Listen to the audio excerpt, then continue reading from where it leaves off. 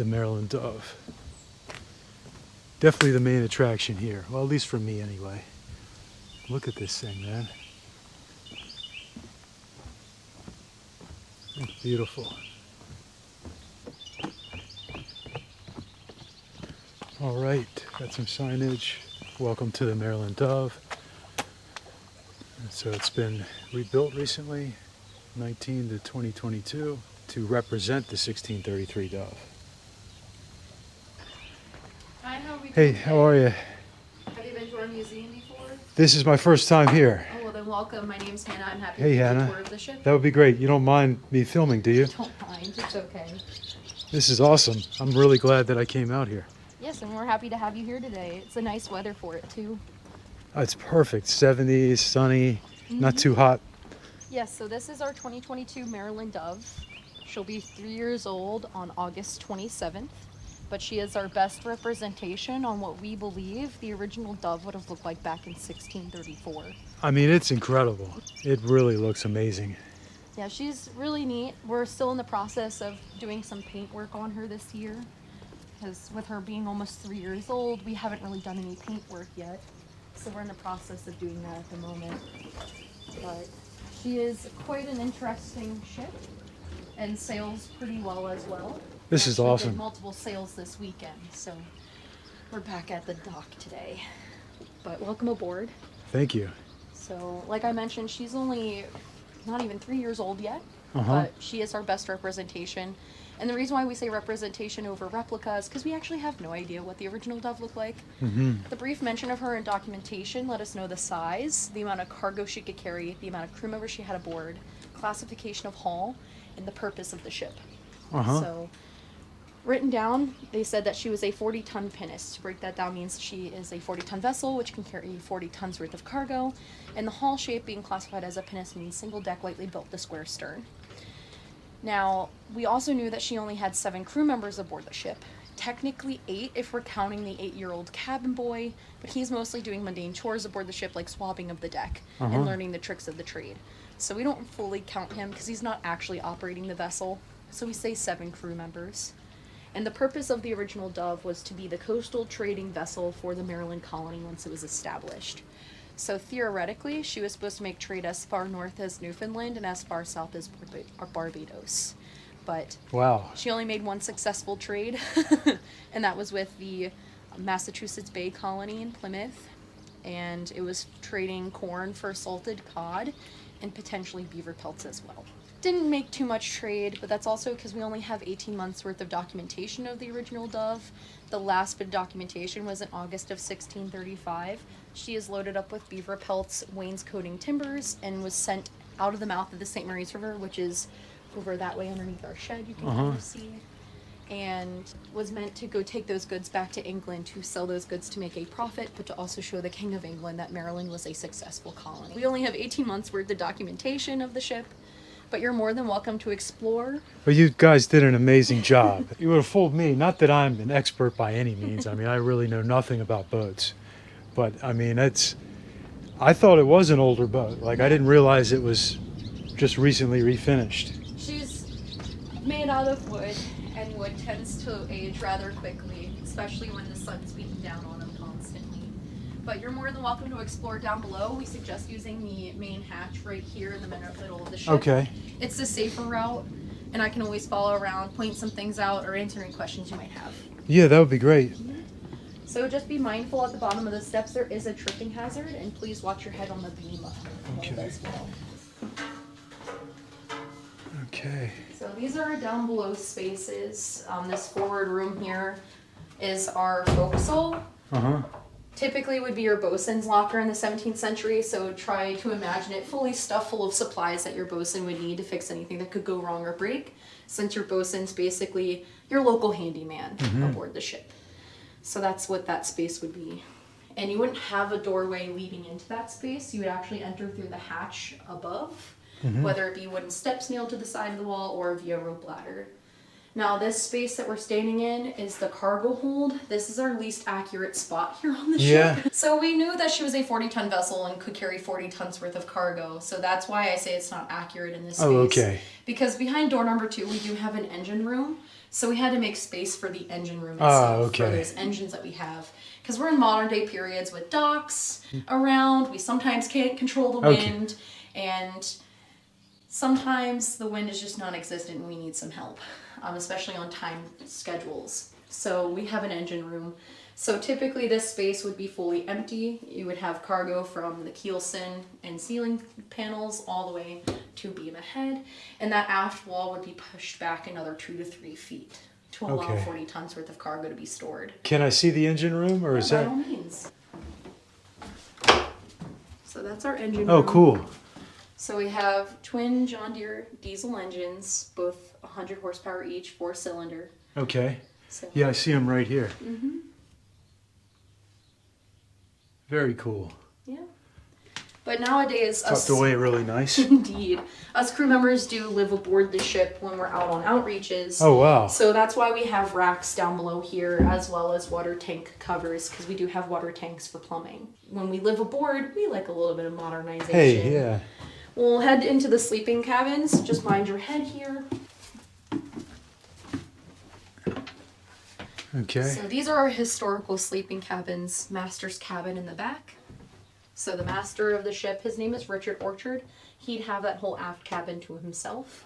While here in the great cabin is where your 6 operating sailors are sleeping. Pretty tight. Yes, but our bunks are deceptive. They can fit someone that is 6'5". But an average sailor in the 17th century was anywhere from 5'7" to 5'8". Oh, yeah. I'm 5'4", so when I sleep, because this is my bed technically when we're out sailing, I can roll around like a crazy person and be okay because I'm only 5'4". And how long again do you guys go out for? It depends. So sometimes it's a day long. Sometimes it could be several weeks. Like Very the longest cool. I've had to live aboard was 3 weeks. Very cool. This is also where they're eating their meals. So you can see signs of status between the 2 rooms. The master's cabin has glass, pewter, ceramics. While here in the great cabin we have wood and leather. Which these do work. Yeah. They're made out of leather and then lined with a brewer's pitch, which is beeswax and pine tar mixed together. So they work pretty well. We've got the flag in here folded. Yes. Especially when we're out sailing nowadays, we can't have our historical flags up. We have to have our American flag and our Maryland flag. They're standard for our time frame that we represent here at the museum, which is 1633 to 1635. But nowadays when we're out sailing, we have to have flags or colors that are flown for now. Okay. So if the Coast Guard sees us, Even though you're part of a historical museum. Yes. it's- yeah. but we're sailing in modern times. That's true. That's true. And there's a whole bunch of different laws. And we do work with the Coast Guard because we are certified through the Coast Guard to do passenger sails. So What was your name again? I'm Hannah. Hannah, thanks so much for the tour. I really problem. appreciate it. Hannah's awesome.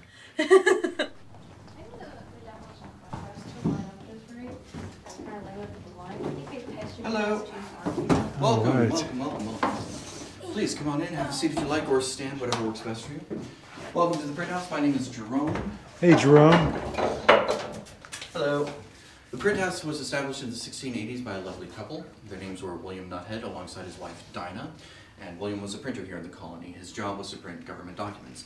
Items like licenses, certificates, contracts, much like what you'll see posted here on the wall to your right. And because all those documents would have started off as something handwritten, they would go through a process known as typesetting, taking what was handwritten and putting it into a printable format. Topography? Uh, Is that what topography is? I'm not too sure. Topography is how land is like the land. Oh, the landscapes? Yeah, it's kind of like geography. Kind of like geography. Okay, Geography so is no. like 2D and topography is 3D. This is type. Yeah. Okay. So that's where this case behind me comes into play. So this is called a type case, and I liken the type case to a 17th century version of your own computer keyboard. In each of these cubby holes, there's a piece of metal, a piece of lead type, on which is either a letter, number, symbol, or blank. You can see from the handy chart that we have the layout of said type case, and you'll note all the big, large capitalized letters are held in the uppercase, the small little letters in the lowercase, hence where we get our phrases for both uppercase letters and lowercase letters. An individual known as a typesetter will grab their 17th century computer screen called a composing stick, and the typesetter will put every letter of every word in the composing stick upside down and backwards before moving it into a frame called a chase and moving that chase into the press. And while upside down and backwards sounds complicated, it really isn't. The typesetter is still working left to right. They just take each letter and flip it upside down. And to help the typesetter along, you'll see in each piece of lead type there's a little groove, a little notch. And note how some of the grooves line up with each other very nicely, and others are a little offset. That notch lets the typesetter know, first, that everything is aligned properly, so that way they can hopefully keep track of their B's and D's and mind their P's and Q's, because let's face it, in the lowercase, B's, D's, P's, and Q's look very similar to each other. Though with that being said, if they were to run out of a B, they could likely take a Q, flip it upside down, and use it as a substitute, for the most part.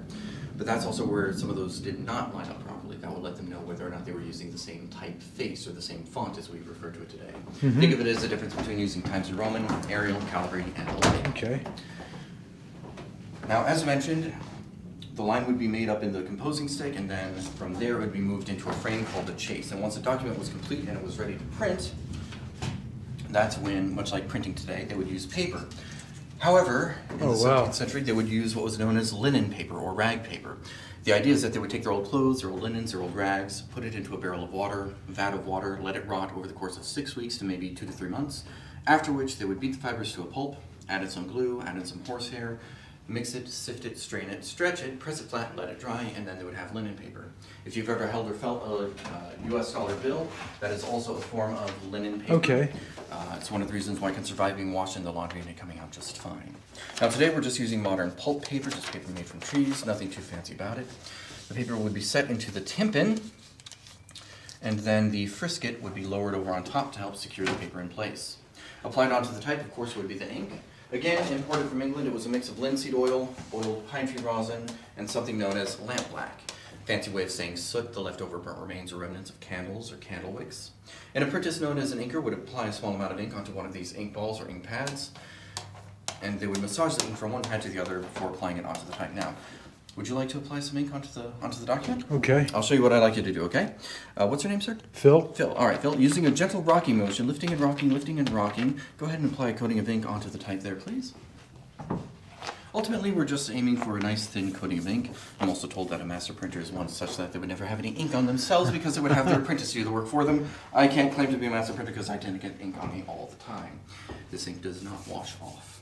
So we have the type inked, we have the paper set in place. So we lower the paper, or the document, or lower the paper over the document. The document would be slid under a large flat wooden block called a platen, this right here, which in turn is attached to a screw mechanism, which is attached to this lever called the arm or the tail of the press. An apprentice known as a pusher or puller will move the arm from one side to the other, lowering the platen onto the frisket, onto the paper, onto the ink, and onto the type. Phil, would you please stand right over here and act as my pusher, please? So, go ahead and grab a hold of this metal bar and push it towards me. It's going to come all the way around, and your goal is to get this metal bar to hit that piece of wood. Use as much force as you need, don't be shy. That's it. And go ahead and bring it all the way back, or I can push it all the way back for you if you like.